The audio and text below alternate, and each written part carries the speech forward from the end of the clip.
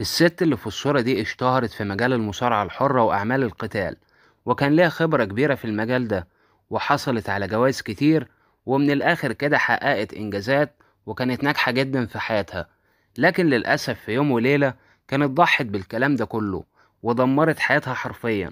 اتجهت لمجال الإجرام والقتل، وأصبحت واحدة من أشهر السفاحين على مستوى العالم. وصل عدد ضحاياها من 42 ل 50 ضحية. ولما الشرطة اكتشفت هويتها اتحولت للمحاكمة، وساعتها أخدت حكم بالسجن لمدة 759 سنة. انت متخيل ان الانسان يكون ناجح في حياته وليه معجبين كتير بيتشجعوا على كده، ومرة واحدة يدمر نفسه بنفسه ويتجه لعالم الإجرام بإيديه؟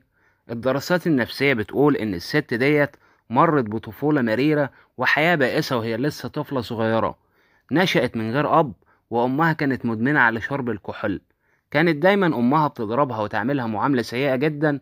ولما وصلت لسن 12 سنة كان شافها واحد من عشاق الأم، وطلب منها إن هو يساومها على إزازة خمرة في نظير تسليم البنت ليه. وكده النوايا بتاعته أظن خلاص وضحت. الغريب إن الأم وافقت بالكلام ده، ادت له البنت يعمل فيها اللي هو عايزه، وأخدت هي إزازة الخمرة.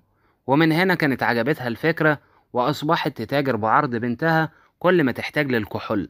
لما البنت كبرت وأصبحت يعني ست كبيرة، كانت اتجوزت من شخص برضه بيعاملها معاملة سيئة جدا، شتيمة وضرب وتعذيب عمال على بطال.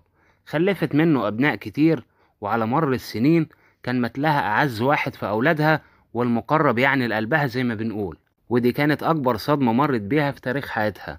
بعد ما تركت مجال المصارعة اتجهت لمجال النصب وانتحال الشخصيات. مرة تعمل فيها ممرضة أو موظفة حكومية، وتقتحم بيوت الستات المسنة، وتقوم بقتلهم وسرقة الفلوس والذهب وأي حاجة هي محتاجاها. نسيت أقولك إن الست دي اسمها جوانا برازا سامبريو، واشتهرت باسم سيدة الصمت، وهي كانت من المكسيك، من مواليد 27 ديسمبر سنة 1957. آخر ضحية واللي كانت السبب في اكتشاف جرائمها إن في شهود عيان قالت للشرطة إن هم التمحوا سيدة ضخمة ومفتولة العضلات بتخرج من عند مسرح الجريمة.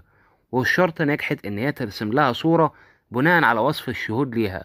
ولما طبقوا الصور دي قدروا يحددوا شخصية جوانا المصارعة.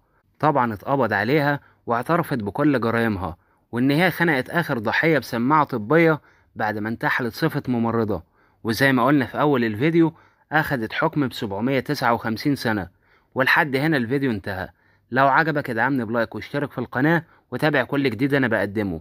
وأهم حاجة رأيك في التعليقات دلوقتي. سلام.